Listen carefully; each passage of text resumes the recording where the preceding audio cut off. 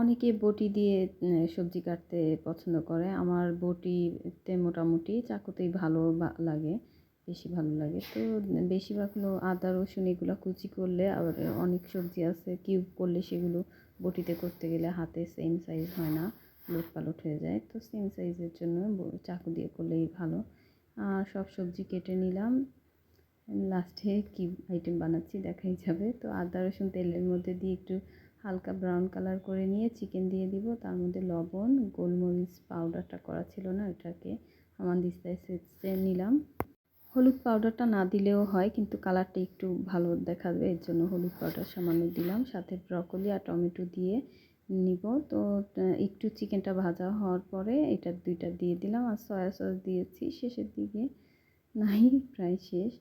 আর আরেক কড়াইতে একটু সরিষার তেল দিয়ে রসুন দিয়ে দিব, রসুন কুচি। সেটাকেও ভালো করে একটু হালকা ব্রাউন কালার হওয়া পর্যন্ত ভেজে আটা দিয়ে দিব এটার মধ্যে।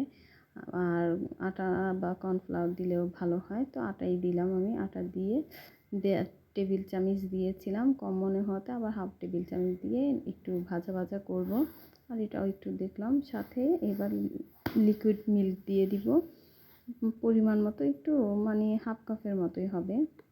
দিয়ে এটা নেড়ে দিব যাতে চাকা না হয়। তো ভালো করে নেড়ে মিক্স করে নিব। পরে এখন দিব একটু এটার মধ্যে চিকেনের মধ্যে ক্যাপসিকাম, এগুলো চুলাটা অফ করে রেখেছি, তার মধ্যে দিয়ে মশলাটা যাতে একসাথে মেখে যায় এর জন্য নামিয়ে রাখবো।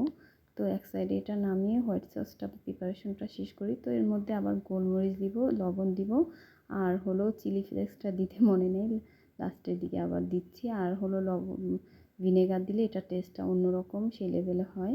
ভিনেগারটা দিলে হোয়াইট সসটা ফ্লেভারটা পুরা ডিফারেন্ট। তো একটু চিনিও দিয়ে দিলাম, মেয়ের কথায় চিনি দেওয়ার ইচ্ছা ছিল না তাই দিলাম। একটু চিলি ফ্লেক্সও দিয়ে নেড়ে চেড়ে নামিয়ে নিব। ছেলে টিফিনে টাইম হয়ে যায় দেখে তাড়াহুড়া করে এইভাবে নিচে পানির ভাপের মধ্যে ইস্ট দিয়ে গুলিয়ে রেখেছিলাম। সবাই তো এটা পারে তাই দেখালাম না, লং ভিডিও হলে সমস্যা হয়, দেখতে চায় না কেউ, এমনিতেই ছোটো ফ্যামিলি। তো এইটা কাইটা রুটিটাকে বেলে এইভাবে ট্রের মধ্যে বসিয়ে নিয়েছি, এটাও সবাই পারবে তাই দেখালাম না। আর কাঁটা চামচ দিয়ে ফুটা করে দিয়েছি, কারণ ভিতরে ভাপ জমে ফুলে যাবে, রুটি হয়ে যাবে তাই।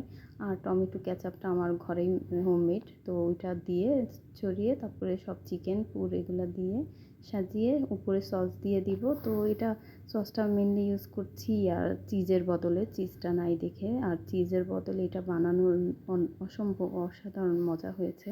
25 মিনিট মাইক্রোওয়েভে 180 ডিগ্রিতে দিয়ে বেক করে নিব। আলহামদুলিল্লাহ অনেক মজা হয়েছে। সবাই একটু ভালো লাগলে হোয়াইট সস দিয়ে বানিয়ে খাবেন, চিজ আর লাগবে না, চিজ ছাড়াই মজা।